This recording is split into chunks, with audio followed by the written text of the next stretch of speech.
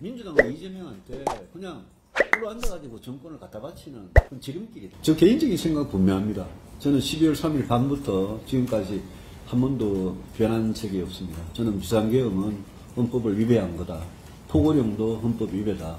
그 다음에 군인과 경찰을 동원해서 국회와 선관위 등 헌법기관을 통제, 제압하려고 했던 거, 이거는 저는 내란 혐의가 분명히 있다. 그래서 저는 탄핵은 불가피하다. 이 생각은 저는 추호도 변한 게 없습니다. 그래서 제 개인적인 생각은 탄핵이 불가피하기 때문에 헌재가 인용을 하는 게 맞다고 생각을 합니다.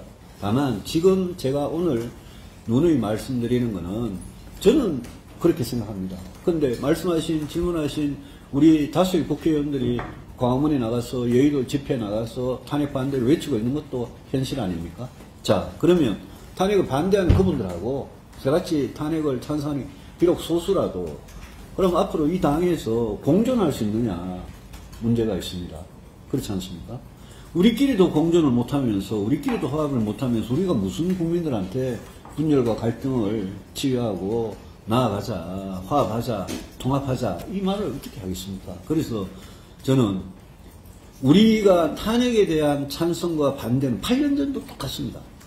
그때도 탄핵에 대한 찬성과 반대가 있었고 지금도 마찬가지고 그걸 가지고 탄핵에 대한 찬성과 반대 딱 그 하나의 기준만 가지고 우리가 당에서 나가 너하고는 같은 당을 못해 만약 이렇게 우리가 하면 그건 우리가 국민들한테 분열과 갈등을 치유하자고 통합하자고 말씀을 드릴 수도 없을 뿐 아니라 그거는 전략적으로 봐서도 그거는 민주당은 이재명한테 그냥 꿀로 앉아가지고 정권을 갖다 바치는 그런 지름길이다. 그 왜 우리가 그런 이야기를 하느냐. 탄핵에 대한 찬성 반대는 저는 광화문에 나가서 반대하시는 의원님들 계시면 저는 뭐 그분들이 자기 소신과 양심에 따라서 그렇게 반대를 하는 거라고 뭐 그렇게 믿고 싶습니다. 그렇지만 결정이 나고 나면 그 다음에 어떻게 할 거냐. 결정이 나고 나면 그때도 계속 우리는 그 찬반을 놓고 그걸 갖고 탄핵의 강을 건너지 못하고 계속 우리끼리 진짜 내부 총질을 하고 우리끼리 싸울 거냐. 그거는 8년 전에 우리가 겪었고 이번에 또 겪습니다만은 그것만큼 저는 어리석은 짓이 없다고 생각합니다. 저의 경우에는 저는 탄핵이 불가피하다고 생각하고 저는 헌법 위반이라고 생각하기 때문에 저 개인의 생각은 있고 만약요. 만약 기각이 된다면 그러면 또 저 개인의 생각은 있겠죠. 그렇지만 결정이 나고 나면 그건 단심제고 최종 결정이기 때문에 어떡하겠습니까? 그걸 어떻게 되돌릴 방법이 없지 않습니까? 그러면 생각의 차이에 대해서 분명히 인정을 하자.